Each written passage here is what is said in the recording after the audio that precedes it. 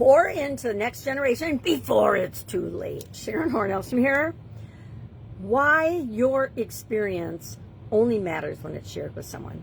Let's talk about this today. Welcome to day 188 of our Supersize Your Business annual challenge. Day 188, that's a pretty big accomplishment. Over 6 months, we should all be very proud of ourselves.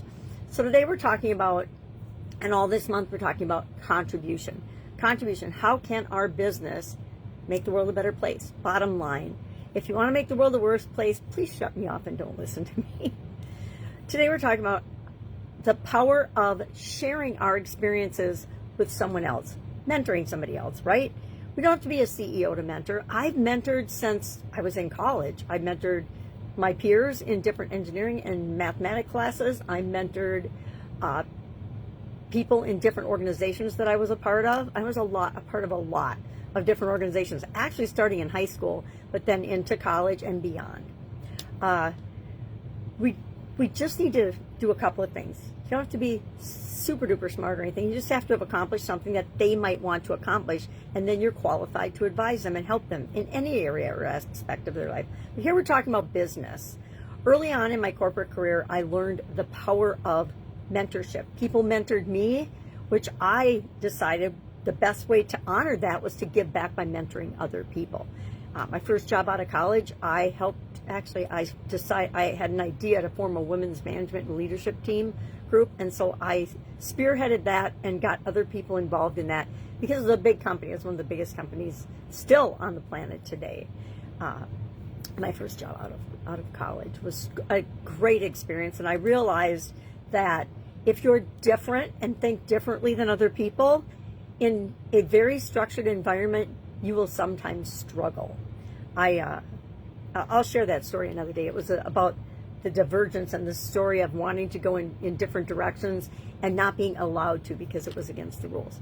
You will find with me, I tend to be a rule breaker or pusher. I don't do anything wrong or immoral or unethical or illegal, but I do press and push on the boundaries of my comfort zone, and I encourage the people that I mentor and coach to do the same. Why? Because that's where all the growth is. That's where all the exciting things happen. It's right on the edge of that zone where we are not comfortable, which is why having a mentor can be so powerful. You can help other people through the things that you've already experienced.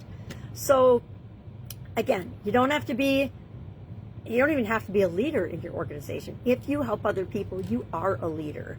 And so people just need you to be honest. They need you to be available. They need you to actually care and have a genuine interest about them achieving what it is that they want. If you don't care about other people, please don't pretend to be a mentor, because people can sense that, and it will end up backfiring on you versus putting you in the direction that you want to go. This topic always reminds me of my dad. He always said, hugs aren't any good if you keep them. And he was a very he had a really rough reputation in his corporate career, but he was a big softie. And all of us in his family knew that. And so the fact that he was a hugger and hugs weren't any good with you keep them, or girls, I'm doing you a favor, I'm loving your mom, that was just who he was. And he shared that with each and every one of us in our family and all the people he came in contact with. He was an incredible mentor. He probably mentored 1,000 people throughout his corporate career. And then with respect to businesses and helping other people start and grow and go into the entrepreneurial space, he helped hundreds of people to do that. And so I guess I'm following in his footsteps, which is a great set of footsteps to follow in. So today, what are we going to do for an action item? I challenge you to look around your organization and ask yourself, are we doing mentoring? Are we mentoring people? Are we doing it informally? And do we need to set up a formal system to do that? I will tell you, in the places and the organizations I've worked in my own businesses, where we set up a formalized system, it encouraged other people to do both the formal and informal types of mentoring. And I think that is probably the best position you can be in. It doesn't have to be super structured. It doesn't have to be super complicated. There don't have to be a gazillion standards and guidelines and rules and documented ways of doing things. Just set it up and do it. Just start by talking to somebody that you can help, or volunteering to help someone in your organization. If you need help with this, please just reach out and ask. I've literally done it hundreds of times for different organizations and help them set that up. And I've done it myself in my organizations and in the corporations I work with as well. I was going to do it in my second job out of college, but I was the only woman there. There was me and the receptionist, administrative assistant, whatever we called them back then. She was awesome. We also both had the same name, which I thought was pretty interesting. All right. So today, what are we going to do? Find someone to mentor.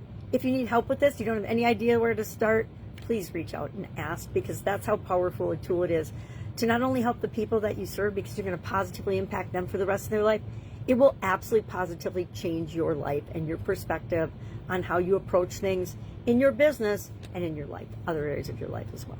All right, have an awesome day, and I will, of course, be with you tomorrow. Bye. Oh, don't forget to join Supersize Your Business school community.